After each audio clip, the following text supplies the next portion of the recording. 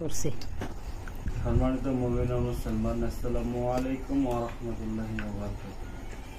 আপনারা দেখতেছেন জিন ও জাদুর কোরআনী চিকিৎসা চ্যানেল, সঙ্গে আছে আমি মোহাম্মদ জসিমউদ্দিন।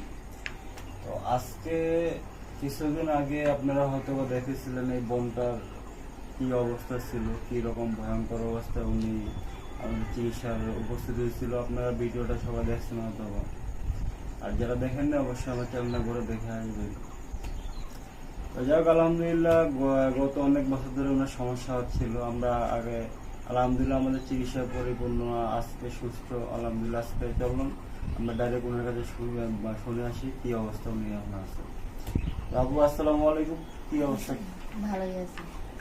এখন আপনি কি অবস্থা? আমাদের চিকিৎসায় আপনি কেমন আছেন? আমি সুস্থই আছি যাক আলহামদুলিল্লাহ, শুক্রিয়া। তো আগে আপনার কি কি সমস্যা হচ্ছিল? আগে ব্যথা তো না, ভালো লাগতো না, শরীর ব্যথা করতো, শরীর ভারী লাগতো, সবসময় ভালো লাগতো না, এরকম মনে হতো।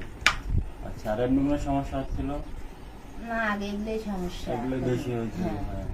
জ্বর, মানে একটার উপর একটা ঝামেলা লাগে থাকে।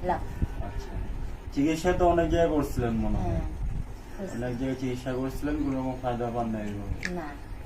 যাই হোক, আমাদের কাছে চিকিৎসা নিয়ে কেমন আছেন আপনি? ভালোই আছি। আলহামদুলিল্লাহ, আল্লাহ পাকের কাছে শুকরিয়া।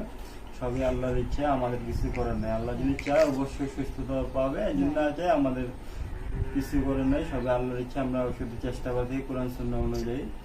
যাই হোক, আলহামদুলিল্লাহ সুস্থ থাকলে আমাদের কাছে ভালো লাগে, আমরা কষ্ট করে চেষ্টা করি, এটাই হলো বড় কথা। সবাই দোয়া করবেন, সুস্থ থাকবেন, ভালো থাকবেন। আসসালামু আলাইকুম ওয়া রাহমাতুল্লাহি ওয়া বারাকাতুহু।